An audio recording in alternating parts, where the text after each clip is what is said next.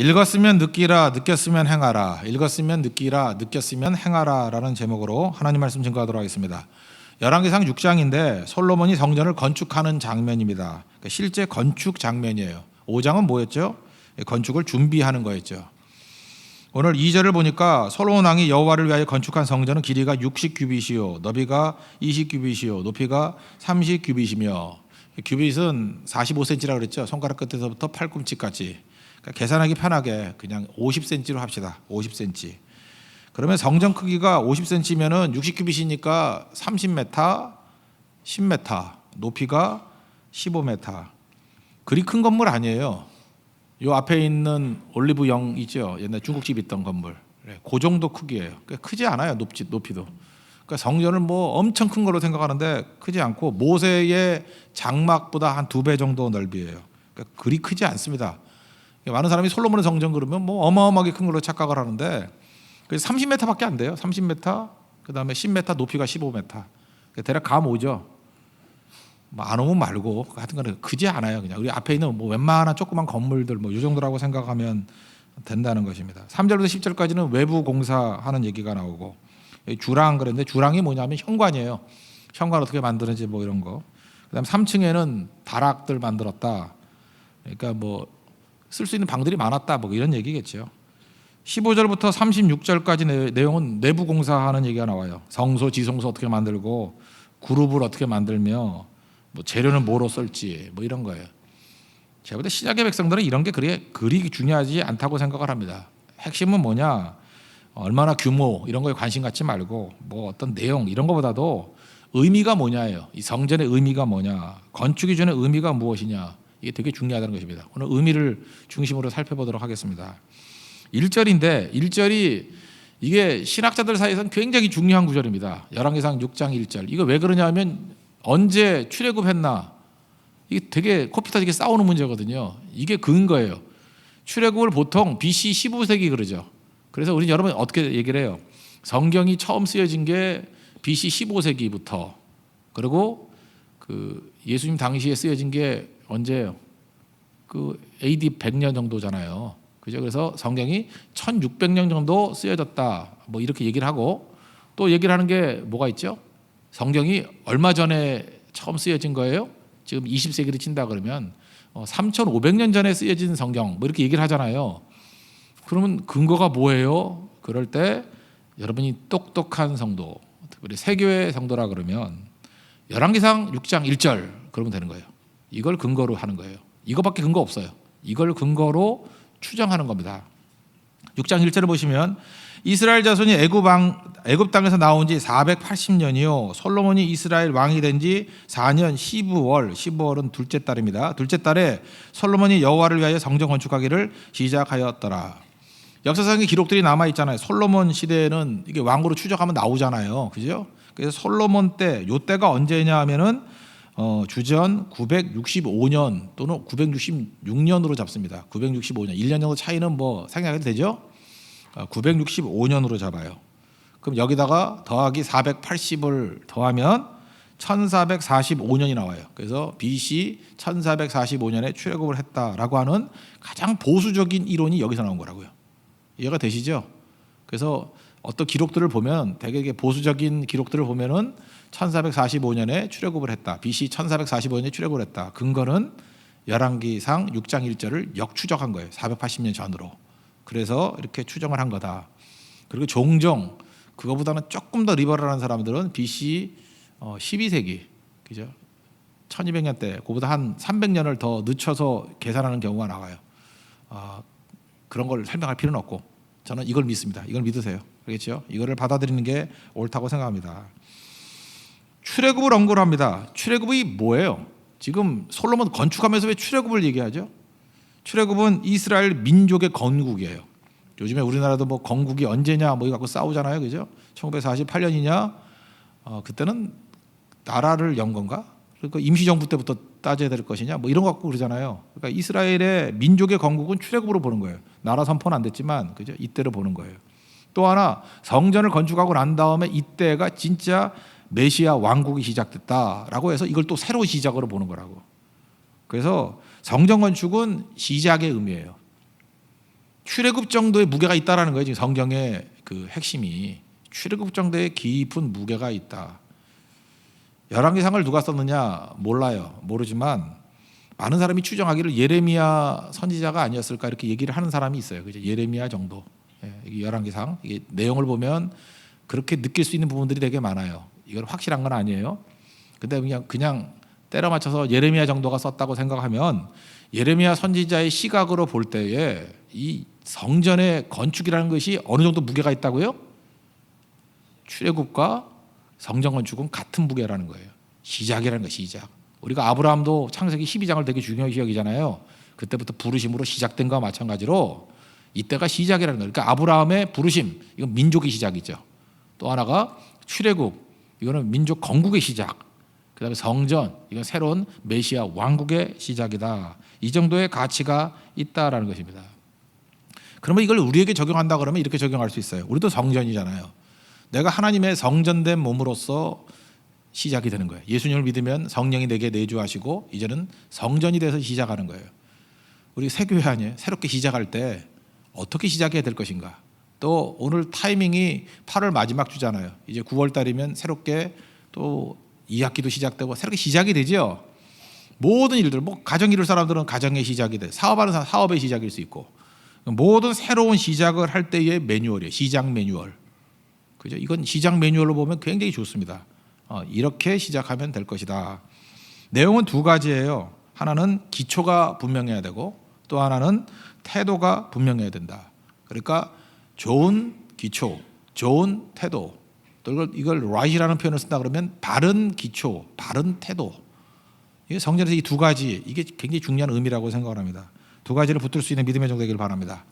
차례도 살피면 첫째는 바른 기초인데 기초는 말씀과 성령이라는 것입니다. 오늘 이 본문에는 명확히 나와 있지는 않은데 이 병행 구절이 역대하 3장에 나와 있습니다. 역대하 3장 1절을 보시면 이 성전 터를 굉장히 중요시 여겨요. 이 어느 자리에 이 성전을 지었느냐. 솔로몬이 예루살렘 모리아 산에 여기 모리아 산이 나와요. 이 자리가 뭐 어디예요? 창세기 22장에 나오는 모리아 산, 그게 성전터예요. 모리아 산에 여호와의 전 건축하기를 시작하니 어디였다고요? 모리아 산이에요. 창세기 22장 이삭 바치던 그 자리가 성전터예요. 그 자리. 그죠? 그곳은 전에 여호와께서 그의 아버지 다윗에게 나타나신 곳이요 여부수 사람 오르난의 타작마당에 다윗이 정한 곳이라. 또 그 모리아산이 또 어디예요? 그 사무엘하 24장 보면 다윗이 교만해져 가지고 인구조사했죠. 그래서 하나님이 객관식의 하나님이기 때문에 골라 잡아 그랬더니 그 전염병 온역으로 7만 명이 죽죠. 그때 그 속죄의 의미로서 거기서 그 아나우나의 타작마당 또 역대하에서는 오르난의 타작마당을 돈 주고 사죠. 600세겔을 주고 금 600세겔을 주고 사요. 그 땅을. 그리고 거기서 번제를 드리죠. 속죄의 번제. 그 죄 씻음이에요. 이것도. 참 묘하지 않아요? 성경이 다윗이 죄진 얘기를 뭐 이렇게 심각하게 얘기해. 다윗이 명백한 죄인이라는 거예요. 근데 그 죄를 씻을 수 있는 자리가 어디예요? 그게 오르난의 타작마당. 거기서 주님께서 용서해 주셨어요. 뭔가 심상치 않죠. 그게 뭐라고요? 그 자리가 성전터가 됐고 그 성전터에서 나중에 예수님이 십자가에 못 박혀 죽잖아요. 그러니까 지금 역대하 3장 1절은 굉장히 중요한 구속자적인 메시지를 증거하고 있습니다. 모리아산, 오르난의 타작마당, 그 자리가 성전이었고 그 자리가 십자가였다는 거예요. 그러니까 우리에게 주는 메시지는 무엇입니까? 신약의 백성이 우리는 다 알잖아요. 우리의 기초가 어디에 서 있어야 돼요? 십자가 위에 서 있어야 된다는 거예요. 말씀 위에, 성령 위에. 기초가 십자가 위에 서 있는 것이 돼야 된다. 이걸 우리에게 보여주고 있다는 것입니다. 그래서 사도 바울도 이걸 깨달았어요. 사도 바울도 무지하게 열심히 뛰던 분 아닙니까? 그죠? 열심히 있는 분인데 특별히 그 고린도전서 2장에 보면 그러잖아요. 그 전도 여행을 할 때 아덴에서는 교회를 못 세웠죠. 이유가 뭐냐? 뭐 이렇게 해석을 하잖아요. 거기 철학적인 증거를 했다고. 자기 지혜를 가지고 증거를 했다고. 그러니까 화려한 증거를 했다고. 근데 믿는 사람 별로 없었어요. 교회도 못 세워요. 그래서 아덴 교회, 아테네 교회는 없잖아요. 그래서 고린도 전서를 쓰면서 이제 비애감 속에 그 반성하는 마음으로 쓰는 거예요. 고린도서 2장 1절에 이렇게 얘기하잖아요. 내가 하나님 말씀 증거할 때 말과 지혜의 아름다운 것으로 하지 않겠다. 2절 오직 그리스도와 그의 십자가에 못 박힌 것이 외에는 내가 알지 아니하기로 작정했대요. 결심했대요. 3절 내가 너에게 있을 때 두렵고 떨렸대요. 내가 이거 잘못한 게 너무 많다고. 4절 내 말과 전도함이 설득력 있는 지혜의 말로 하지 않겠다고. 그리고 뭐로 지혜요? 성령의 나타남과 능력으로 하겠답니다. 그리고 5절 마지막 결론 그래서 너희들의 믿음이 사람의 지혜에 있지 아니하고 기초가 사람의 지혜에 있지 아니하고 다만 하나님의 능력에 있게 하려 하심이라. 그러니까 바울이 결심한 게 뭐예요? 기초가 십자가와 성령 아니면 이거 다 무너진다라는 거예요. 내가 해봤더니 사람의 지혜로 되는 게 아니더라. 기초 얘기예요. 이게 성전 얘기하고 똑같은 얘기죠. 기초가 올바르지 않으면 다 무너지는 거죠. 오늘도 여러분들 신앙생활을 하는데 어떤 사람들은 자기 기초가 자기 욕심, 그 욕심 비전으로 포장된 욕심인 사람이 있고요. 부모로부터 물려받은 어떤 철학이 있어요. 뭐 이런 거. 우리 집안은 대대로 이런 걸 믿어. 그 기초 위에 자기 신앙을 쌓아가는 사람이 있어요. 그리고 아니면 뭐 사회에서 말하는 사회적 가치 위에 자기 인생을 쌓던지. 남들 하는 거 똑같이 하고. 그 결정 내릴 때 나오거든요. 결정 내릴 때 제일 중요한 게 뭔가 그런 거에 대한 별로 그 꿈이 없는 것 같아요. 그죠? 진짜 중요한 게 뭔지를. 그러니까 기초가 어디가 돼야 돼요? 말씀과 성령이 돼야 된다. 그럼 비전과 야망의 차이점이 뭐냐? 비전은 하나님의 말씀과 성령 위에 있는 거고 야망은 그거 아니에요. 세상적인 가치, 자기 욕심에 기초를 두는 것이다. 더 자세한 설명은 안 하겠습니다. 그 정도면 여러분들 들을 기가 있는 사람은 들을 거라고 생각을 합니다. 그래서 교회는 말씀의 기초 위에 있어야 되고 오늘 새벽에도 말씀드렸지만 성령이에요. 성령의 기초 위에 있어야 된다고요. 그래서 정전과 성령이 같다 그랬죠. 아무리 잘 갖춘 PC방, 아무리 잘 갖춘 사무실이라 할지라도 전기가 나가면 무용지물이듯이 교회도 성령이 사라지면 무용지물이에요. 아무리 좋은 시설, 주차장, 성가대 뭐 다 있다 할지라도 성령 없으면 아무것도 아니다. 초대교회로 돌아가자 그러는데 초대교회로 돌아가자라는 얘기가 뭐예요? 이거 쉽게 말할 거 아니에요. 우리 교회는 초대교회로 돌아가기 쉽지 않아요. 왜냐? 성가대도 없어야 되고 음향시설도 없어야 되고 하다못해 뭐 에어컨 당연히 없어야 되고 그죠? 온풍기도 없어야 되고 뭐 히터도 없어야 되고 다 똑같은 얘기죠. 아무것도 없었어요. 건물도 없었고 초대교회는 딱 하나 있어요. 성령만 있었어요. 그게 초대교회예요. 그러니까 무슨 얘기입니까? 다른 게 뭐 있니 없니 그게 관심사가 아니라 성령 없으면 아무것도 아니다라는 것입니다. 근데 성령은 내가 개발해서 받는 게 아니죠. 오직 성령 충만을 받으라 그랬잖아요. 받는 거예요. 수동적이게. 내 노력과 쟁취하는 게 아니에요. 받는 겁니다. 하나님이 주시면 받는 거예요. 받는 사람에게서 제일 중요한 건 뭐죠? 기다리는 거예요. 천천히 가십시오. 자꾸만 액티브하게 뛰면서 뭐 이렇게 하면 성령이 임하고 뭐 박수를 이렇게 치면 성령이 임하고 아까도 찬송이 너무 빨라 자꾸만 이 찬송을 음미해야 되는데 자꾸만 이러면요 그 중요한 게 뭐냐면 찬송을 열심히 하면 어떤 사람은 염려가 사라진대 두려움이 사라진대. 내가 볼 때 염려가 사라지고 두려움이 사라지는 게 아니라 의식이 사라져요. 의식이 사라져. 그건 아니에요. 그건 그 적정한 박자를 가지고 해야 내가 염려를 하는구나. 근데 성령을 믿으니까 염려가 사라져야지. 이러면 이제 그것도 감정이지만 이성이 작동하는 거 아니에요. 염려 딜리트, 두려움 딜리트 이렇게 되려면 느낌이 와가지고 이성이 작동을 돼야지. 아 내가 믿음이 오는 거예요. 믿음은 어디예요? 가슴이에요, 머리예요? 모르겠어요. 사람한테 틀리겠지만 저는 약간은 머리인 것 같아. 머리에서 납득이 되고 납득이 안 된다 할지라도 받아들여지는 게 있잖아. 이거 붙들어야겠다. 이게 중요한 거다. 가치 부여를 하는 거잖아요. 그래서 이 머리가 돌아갈 때 두려움을 이기고 염려가 안 되잖아요. 그렇지. 하나님 믿고 의지하지. 주님이 나와 동행한다는데 뭘 걱정. 나는 가슴이 움직이진 않아. 뭐 아무리 해봤자 별거 없고 이 머리가 움직이더라고. 근데 머리의 신앙인가 봐 나는. 그죠 머리가. 그런데 정신없이 찬송만 하다 보면 의식을 잃어버리잖아. 그러다가 힘드니까 또 자고 또 배고프니까 먹고 아침에 붓고 그러고 난 다음에 뭐 얻은 거 하나도 없다 그러고 누가 그러래. 누가 좀 제정신 갖고 해. 너무 힘들면 나가서 세수하고 와요. 기도는 세수하고 제정신 갖고 하는 거예요. 의식 잃고 하는 게 아니고. 우린 근거가 있거든요. 주님이 우리에게 믿을 만한 근거를 주시잖아요. 그걸 붙들고 나가야죠. 성령은 받는 거예요. 그러니까 기다려야죠. 우리가 자기적으로 한다고 되는 거예요. 기도하고 기다리라 그랬잖아요. 주님이 세팅하고 있어. 기다리고 있어. 그럼 제일 좋은 게 뭐예요? 기다리고 있는 거죠. 기다리고 있는 거. 제가 아주 감동적인 그 영상을 하나 봤는데 어떤 사람이 개를 한 40마리쯤 키우더라고. 그래서 문을 탁 본 사람이 있을 거예요. 최근에 문을 탁 여니까 개 40마리가 쫙 오더니만 이렇게 손을 탁 하니까 줄을 서고 다 있어. 두 줄로 탁 하고. 그게 한 1분쯤 돼 있는 거예요. 막 애들이 배가 얼마나 고픈지 막 줄을 쫙 서 있어. 다 이러고 하면서 그리고 손을 탁 내리니까 그때 정신없게 밑에 있는 그 먹잇감들 먹기 시작하더라고. 와, 감동받았어요. 저게 명견이구나. 똥개들은 그렇게 못해요. 그죠? 먹고 있으면 주인이 먹거나 먹기부터 하죠. 그래 약탄 것도 먹고 그러죠. 그죠? 그러니까 명견의 특징이 뭐예요? 명견과 잡종의 차이점? 기다림이에요. 주인이 기다리잖아요. 그죠? 헐떡이면서 기다리잖아요. 배가 얼마나 고픈지. 그것도 한두 마리도 아니고 한 40마리가 딱 기다리고 있어. 감동받았어요. 내가 너무너무 감동받았어. 우리 인생도 그런 인생이 돼야 된다는 거예요. 하나님 옆에서 기다림이 있어야죠. 기다리면 때가 되면 주님께서 받으라 그러잖아요. 그때 받으면 되는 거예요. 그러면 우리가 몇 년 동안 했던 것도요. 한 판이면 끝나요. 한 판이면 주님 한번 임하시면 다 뒤집어지는 거예요. 예수 믿는 사람은 그렇게 사는 거지. 하나님이 일하심으로 사는 거지. 서서히 점진적으로 이렇게 되는 게 아니라고요. 성도들이 기다리는 성도가 될 때 그 최고의 성도가 될 수 있다라는 것입니다. 그리고 날마다 주님 의지해야죠.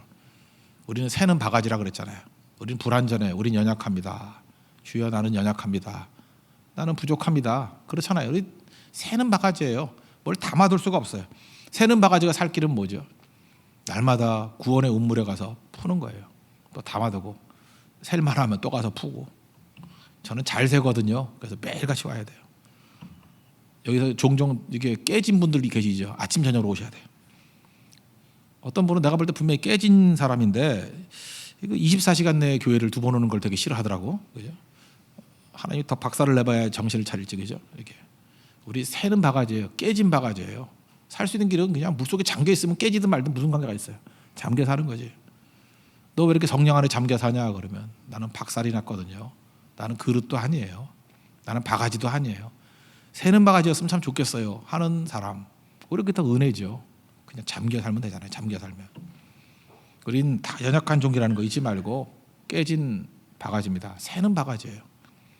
날마다 주님의 은혜에 물을 뜰 수 있는 우리 하나님의 종 되길 바랍니다. 그래서 십자가라는 말씀 위에 성령 의지하는 거예요. A.W. 토저가 쓴 책이 있죠. 나는 진짜인가 가짜인가. 나는 진짜인가 가짜인가 이런 책이 있어요. 거기서 이제 엘리야 비유를 들면서 열왕기상 이제 뒷부분에 나오는 18장의 예를 들면서 그 갈멜산에서 제단에 불이 떨어지는 장면 얘기를 하면서 많은 그리스도인들이 제단 위에 쌓아놓은 돌 개수 시고 있다는 거예요. 그죠? 그 세고 있다는 거예요. 돌이 몇 개인가? 돌 하나, 돌 셋, 5층 탑, 6층 탑 이러고 있다는 거예요. 그거 세서 뭐 하냐는 거예요. 성경에서 그 제단에 대해서 묘사 많이 했어요? 그냥 제단 대충 쌓으면 되는 거지. 문제는 핵심이 뭐예요? 거기서 하늘에서 불이 떨어지느냐 이게 중요한 거 아니에요. 불이 있느냐. 하여튼 토저 이 아저씨는 너무 통쾌해. 그죠? 그냥 우리가 헛된 거 추구하는 것들 같은 게 한 방에 날려버려요. 교회가 야 니네 지금 헌금 얼마 들어오냐 그거 세고 있냐? 교인 머리수 세고 있냐? 그 쓰레기들 머리 세봐야 쓰레기 1톤이다 2톤이다 그거지. 불이 임한 숫자를 세야지. 불이 임한 숫자. 그렇지 않아요? 많이 오고 안 오고가 뭐 중요해 그거. 불이 임한 성도가 몇 명이냐 그게 중요한 거죠. 허다한 무리가 뭐 중요해요? 주님 옆에 헌신하는 사람이 중요한 거죠. 그 사람을 통해 일하는 거지. 머리수로 일해요? 하나님이 중공군이에요? 인해전술하게? 하나님이 중공군이라고 인해전술을 된 적이 없어요. 다 추렸지. 32,000명 개같이 먹는 놈 집에 가. 그러잖아요. 두려워하는 놈 집에 가. 32,000명 왔는데 300명 가지고도 충분하다는 거 아니에요. 그게 하나님 논리 아니에요. 그럼 교회도 300명 키우려고 나가야지. 이게 무슨 중공군이냐고 인해전술을 밀고 나가게. 교회는 떼거지로 되는 게 절대로 아니라는 것입니다. 그래서 오늘도 이 시간에 하늘의 불을 구하십시오. 제단에는 불은 내가 붙이는 거 아니에요. 불은 하늘에서 오는 거예요. 하나님의 불이 떨어지는 종 되기를 원합니다. 불이 붙어 있어야죠. 자매들도 형제를 찾을 때 맨날 무슨 그 허대 이런 거 보지 말아요. 그거 다 아무것도 아니에요. 자꾸 나한테 와가지고 뭐 어떤 남자가 나한테 맞아요. 자꾸 이렇게 묻는데 나 일부러 말을 안 해줘요. 네 눈으로 안 보이기 때문에. 잘 들어요, 자매? 불이 있냐를 봐야 돼. 불이 있냐, 그 안에 불이 있냐. 불은 어딜 보냐. 눈을 자세히 보면 알아요. 크기하고 관계없어. 자세히 보면 거기에 불이 있는 형제가 있어. 불이. 그리고 어떤 위기 상황에 오면은 불이 보여. 불이 있다고. 성령의 불이 있어요. 그게 인재예요. 그게 불. 돌멩이만 많으면 그건 아무것도 아니에요. 무슨 하나님의 교회 채석장이가 아니라고. 불. 책도 마찬가지로 했죠. 어떤 책이 좋은 책이에요? 불이 있는 책. 여러분 불이 있는 책을 평생 한 5권만 골라봐요. 그리고 그거 반복해서 읽어보라고. 불이 있어야 돼. 불을 확 붙이는 거예요. 작품을 볼 때도 옛날에 제가 울림이라는 표현을 했죠. 어떤 작품을 딱 볼 때 이게 울림이 있는 작품, 울림이 있는 문장. 그 울림이 뭐예요? 그 불이라고. 내게 불을 확 붙여주는 게 있다고요. 그거 붙들어야 돼요. 불이 나를 살리는 것이라고. 불. 그래서 불이 붙은 그거를 증거하면 뒤집어져요.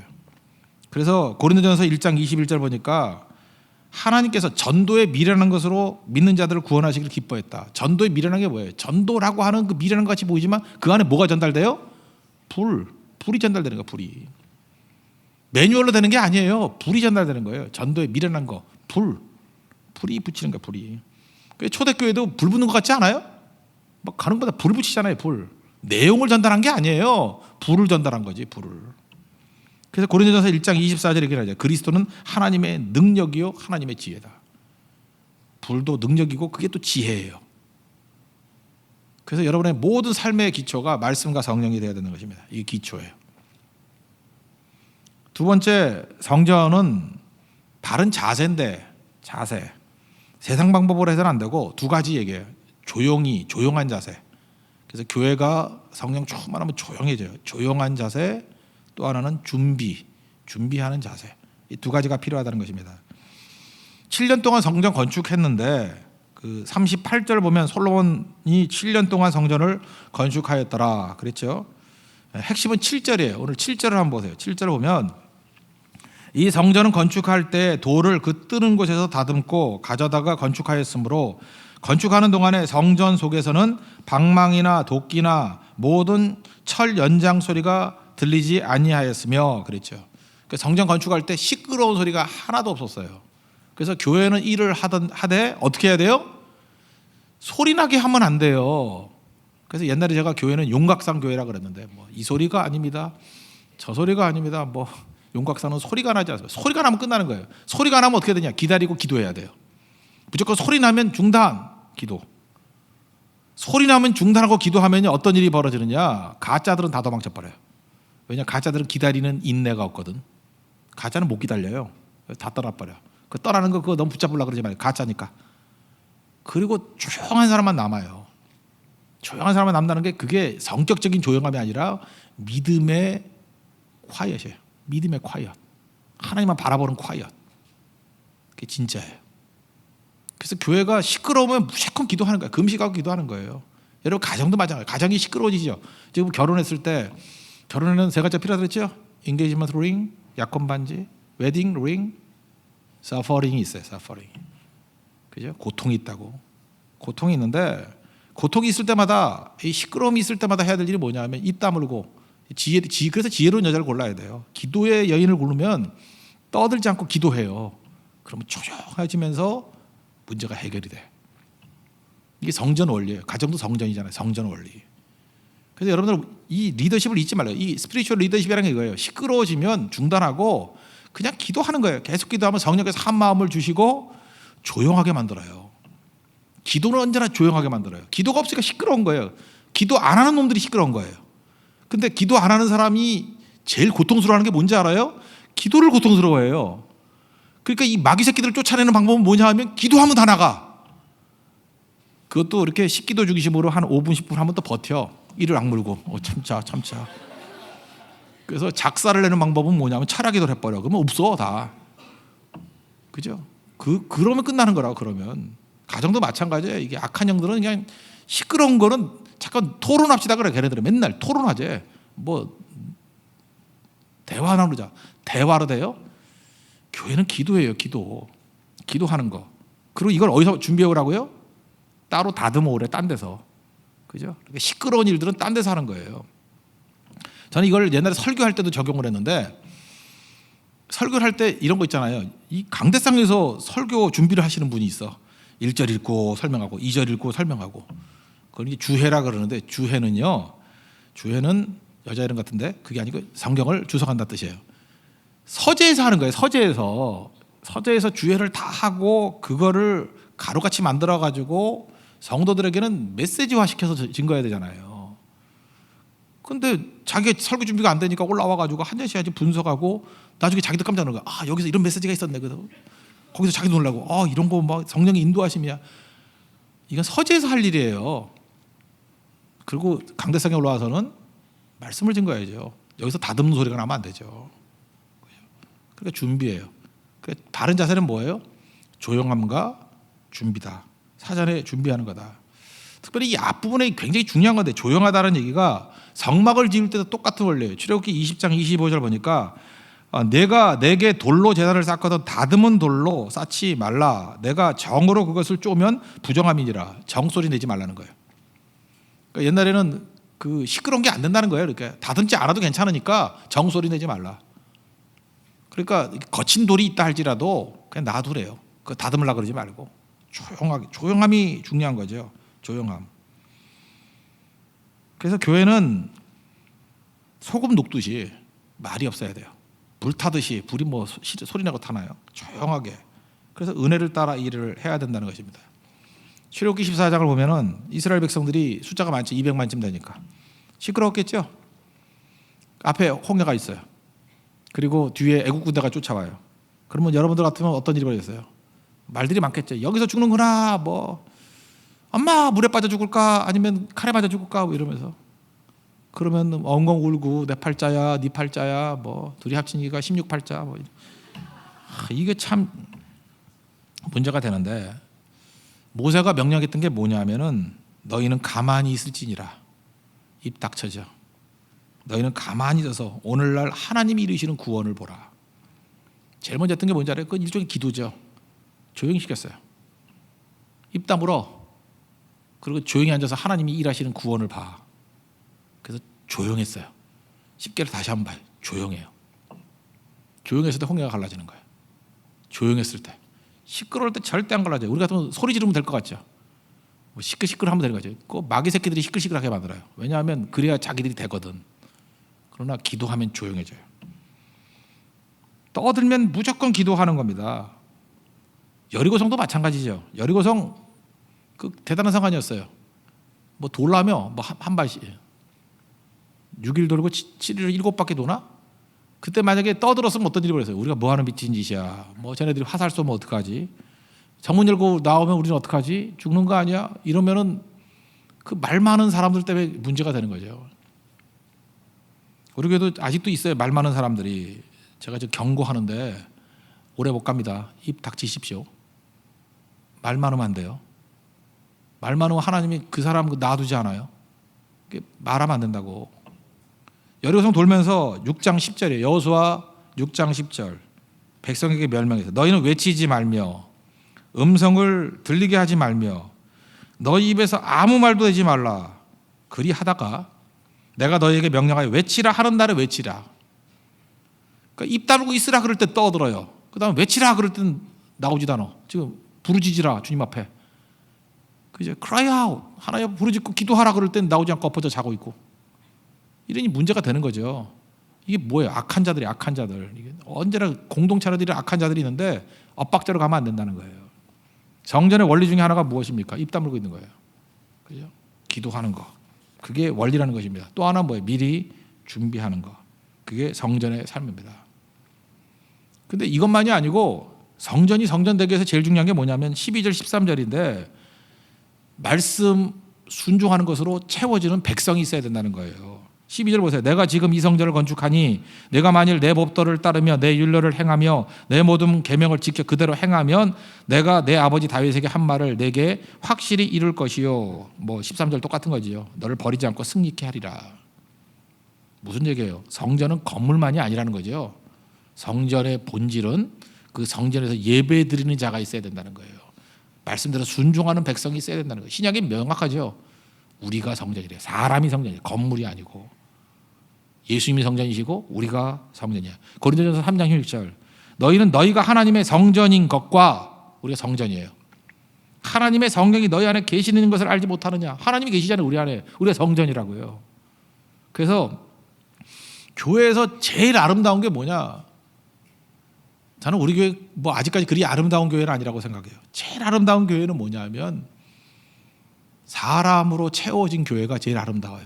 그것도 기도하는 사람으로, 예배하는 사람으로, 헌신하는 사람으로. 제가 이전 교회 있을 때 그 교회관을 한번 지은 적이 있거든요. 그때 디자인할 때 설계하는 사람이 그러더라고. 어떻게 지었으면 좋겠습니까? 소박하게, 돈 안 들게. 왜냐하면 나는 뭐 건물이 별 관심이 없으니까. 그리고 많이 뛰니까 좀 튼튼하게. 바닥에서 2배 두께로 했어요. 뛰는 거 흔들리지 않게 하려고. 그리고 또 하나가 뭐였냐면 제가 요구했던 게 그거였어요. 사람이 데코레이션이 되게 해주십시오. 예배 드릴 때 줄 서 있는 것, 그죠? 그래서 바깥에서 보면은 창이 있었어요. 이렇게 층마다 사람이 줄 서 있는 게 보이게. 그리고 바깥에도 이렇게 줄 서 있는 게 보이게.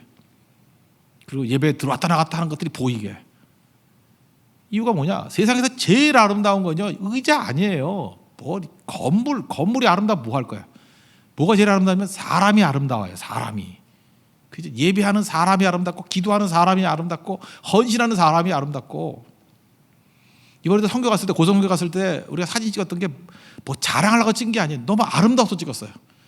전도하러 이렇게 온 가족이 내려와 있는 모습이 너무 아름답지 않아요? 그게 아름다움이에요. 아름다움. 아름다움은 옷이 아니에요. 머리 한 게 아니에요. 선교하는 사람의 모습이 아름답고, 기도하는 사람의 모습이 아름답고, 예배하는 사람의 모습이 아름다운 거예요.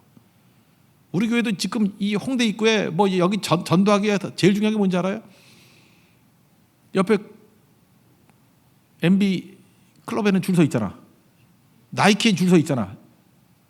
뭐 신형 뭐 운동화 나온다 그럴 때 2km 줄 서 있다 그러던데. 거짓말 같아. 2km는 아닌 것 같은데. 하다못해 떡볶이 가게도 줄 서 있잖아. 우리 하나님 앞에 욕 먹을 것 같아요. 떡볶이도 줄 서 있는데 니네 뭐하니? 그죠? 잊지 말라고요. 여러분들이 오늘 기도하러 오신 것도 중요하지만 하나님, 내가 예배 드리는 모습이 하나님 교회의 데코레이션이 되기를 원합니다. 내 기도의 눈물이 데코레이션 되기를 원합니다. 보이자고 하는 게 아니에요. 그게 교회예요. 교회는 사람이거든요. 사람이 제일 아름다운 거예요. 사람이. 그래서 그렇게 볼 수 있는 눈이 열려야 되는 거예요. 그래서 여러분들 교회를 엉뚱하게 꾸미려고 그러지 마세요. 지금 꽃도 있는데, 이 나무도 있는데, 나 이런 거 별로 좋아도 안 하는데 사실. 교회를 왜 꽃으로 꾸며요? 꽃으로. 사람으로 꾸며야지. 꽃이 없어지고요. 여기 아이들이 나와서 잔뜩 앉아 있으면 돼요. 앉아서 초등학생들이 기도하고, 그죠? 중학생들이 기도하고. 그거보다 아름다운 교회가 어디 있어요? 그렇지 않아요? 그게 아름다움이에요. 온 가족이 모여서 찬송하고 예배하고. 그게 최고의 아름다움이라는 것입니다. 그래서 그때부터 느끼기 시작하는 거예요. 오늘 제가 그 박우견 씨의 글을 뭐 제목으로 해봤는데 어떤 걸 읽지요? 성경을 읽지요. 제대로 성경을 보는 방법이 뭐냐? 느끼는 거예요. 느끼고 느낄 때 행하는 거예요. 그래서 시인 고은 씨가 그런 얘기를 했어요. 지혜보다 높은 것은 느끼는 거라고. 우린 전부 다 느끼는 게 내 거예요. 하나님 말씀이 맞다가 이 머리에서 가슴으로 내려오는 거예요. 머리로 받아들이고 내려와서 느끼는 거예요. 느끼는 것만 내 거예요. 그럼 느낌 있는 성도들, 그게 데코레이션이라고요. 성경도 좀 읽으십시오. 아까 했잖아요. 성장이 없다고. 요즘 책도 안 읽죠. 어떤 사람에게 너 무슨 책 읽냐 그랬더니 페이스북 읽는데. 안 웃을 줄 알았는데 웃네. 먹혔어. 예. 나는 여러분이 안 웃을 줄 알고 내가 슬프게 이거 준비한 건데 무슨 책 그랬더니 페이스북. 가지고 있는 책이 뭐냐 그랬더니 노트북. 정말 이게 문제죠. 책을 읽고 느끼면 행하는 거, 그게 정말로 중요하다는 것입니다. 그러면 이런 말씀을 통해서 우리가 배우는 게 뭐냐면, 여러분 맨날 뭐 유럽 간다, 뭐 호주 시드니 간다, 무슨 뭐 골드코스트 간다, 제발 그 산티라는 짓들 하지 마요. 산티라는 짓들. 아유, 예수님은 그냥 팔레스타인 떠나지도 않았어요. 그냥 어렸을 때 철없을 때 그냥 애굽이나 도망쳐서 한번 갔던 적이 있고. 우리가 문제가 뭐냐 하면은 자기가 느끼지를 못해. 그러니까 남이 맛있다 그러는데 가서 먹고, 남이 멋있다 그러는데 맨날 가려고 그러고.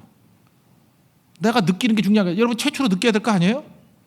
이번에도 우리 코타키나발루 가잖아요. 가가지고 그 미리 딴 사람들이 먹고 느낀데 거기 갈 거예요? 우리가 거기서 느끼는 성도로서의 느낌이 오죠. 여러분의 눈이 있어야 되잖아요. 눈이, 성령께서 보여주는 눈, 시선, 그걸로 글을 쓰라고. 그러면 코타키나발루 가는 사람들이 여러분 또 따라하기 되게 많이 하잖아. 그 시선으로 볼 거라고. 그리고 2000년 전이 되었던, 이거는 지금 뭐 거의 3000년 가까이 된 거 아니에요. 3000년이 되었던 이런 글들을 보면서 우리가 뭘 느껴야 돼요? 이 시선으로 이 땅에서 보면 되는 거라고. 굳이 성지순례라고 이스라엘 안 가도 돼요. 이 땅에서 보는 거예요. 아까도 얘기했잖아요. 교회 데코레이션이 뭐라고요? 착각에 빠지니까 자꾸 막 건물 지으려고 그러고 주차장 지으려고 그러는데, 사람이 데코레이션이라니까. 기도하는 사람이 데코레이션이라니까요. 사람이 중요하다, 이걸 보는 거죠.